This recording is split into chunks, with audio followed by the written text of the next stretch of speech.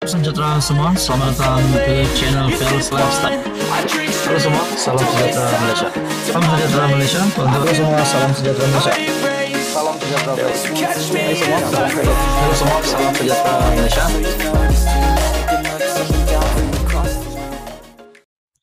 Salam sejahtera Malaysia, tuan-tuan dan puan yang saya amat hormati semua.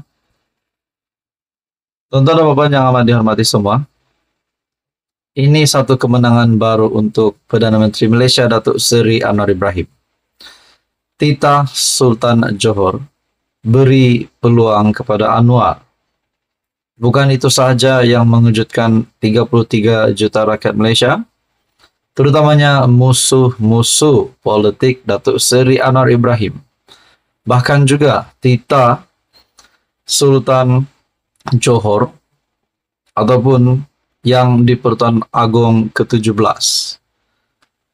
Letak SPRM Petronas di bawah Agong, bukan Parlimen. Menerusi titah Baginda, kita dapat lihat kemenangan baru untuk Perdana Menteri Malaysia Datuk Seri Anwar Ibrahim. Adakah kita boleh kata di sini Tun Mahathir bye-bye? Muhyiddin musnah, Hadi Awang musnah, PN lemas. Semua musuh-musuh Datuk Seri Anwar Ibrahim ditumbangkan. Nah, saudara-saudara, apa yang saya dapat fokuskan di sini? Baginda Sultan Johor, bakal yang di Pertuan Agong ke-17, mahu membantras rasuah. Begitu juga cerita Baginda Sultan Johor, kalau dulu orang memburu di hutan. Sekarang bukan lagi hutan tetapi bangunan-bangunan konkret. Jadi yang diburu adalah ahli-ahli politik yang korup ataupun mana-mana pihak yang korup. Nah, dengan itu, adakah musuh-musuh Datuk Seri Anwar Ibrahim yang juga mendapat tuduhan-tuduhan daripada netizen?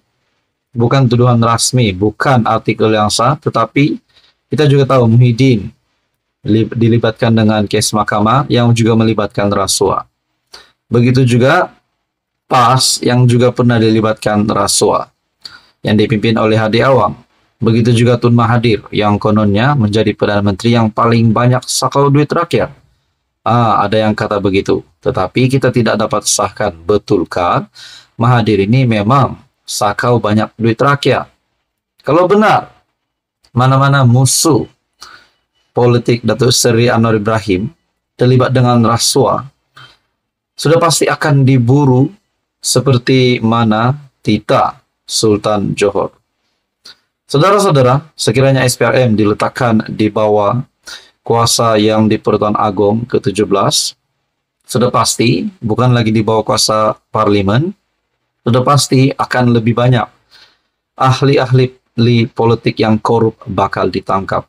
Nah, persoalan yang bermain di pikiran ramai orang, adakah Mahathir, adakah Muhyiddin Yassin yang terlibat dengan rasuah? Kalau benar mereka terlibat dengan rasuah, disabitkan bersalah, mereka akan ditangkap, mereka akan diserbu, mereka akan mengambil tanggung jawab karena pernah merasuah kalau mereka disabitkan bersalah.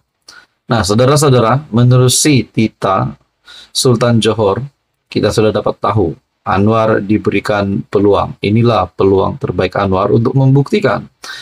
Sebab titah Sultan Johor, 1 tahun itu, tempo 1 tahun belum, bukan satu tempo yang cukup untuk menunjukkan prestasi seorang Perdana Menteri, melainkan kita nantikan sehingga pilihan raya umum ke-16. Saudara-saudara yang amat dihormati, apa komen Anda? Sekian saja, teruskan bersama di dalam channel ini untuk info yang seterusnya. Halo semua, salam sejahtera Malaysia. Selamat pagi tuan-tuan dan puan yang amat dihormati. Ini yang ramai nantikan, ini yang semua nantikan, rombakan kabinet dan menteri-menteri baru yang bakal dilantik. Senarai-senarai menteri baru yang bakal dilantik. Saya mendapat maklumat, saya dengar-dengar akan ada angkat sumpah di Istana Negara pada jam 2.30 petang. Begitu juga tuan-tuan dan puan, saya mendapat maklumat satu artikel mengesahkan pada 11 Desember dijangkakan rombakan kabinet dilakukan pada 12 Desember dan akan diumumkan oleh Datuk Seri Anwar Ibrahim. Nah, apa yang mengejutkan? Angkat sumpah pada jam 2.30 petang. Nah, yang dinantikan ramai adalah senarai menteri-menteri baharu dan menteri-menteri yang bakal digugurkan. Saudara-saudara yang amat dihormati, saya juga mendengar rombakan tersebut melibatkan 5 kementerian, termasuklah Kementerian KPDN. Disahkan rombakan kabinet 5 kementerian mungkin terbabit.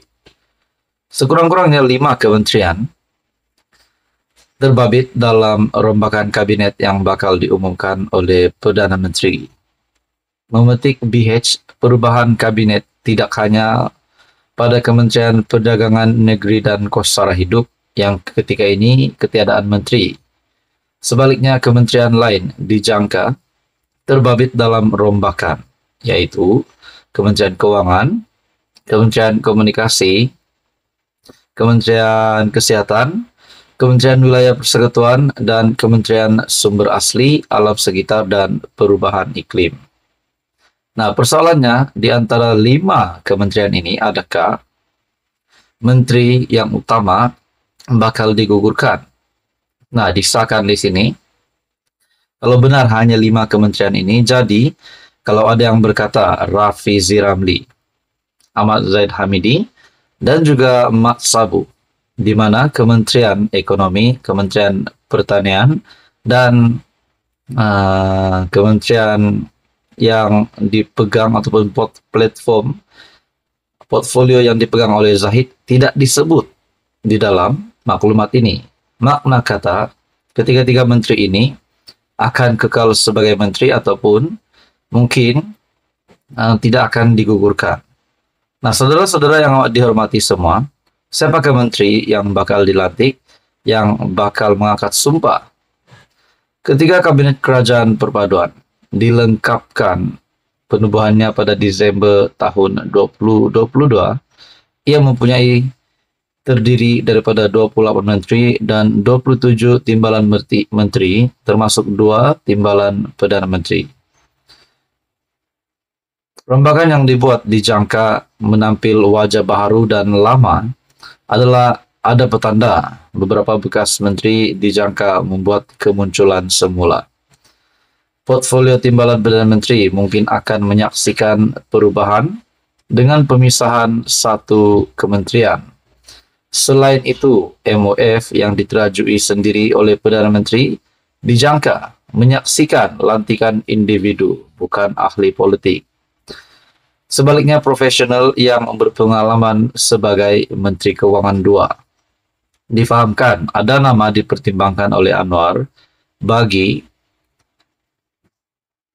portfolio Menteri Keuangan 2, yaitu seorang calon yang sedang mengetahui sebuah badan berkanun persekutuan di bawah MOF selain pengarah sebuah institusi keuangan antarabangsa. Siapakah menteri dilantik? Kita nantikan saja, ikuti terus keputusan semasa. Teruskan bersama di dalam channel ini untuk info yang seterusnya.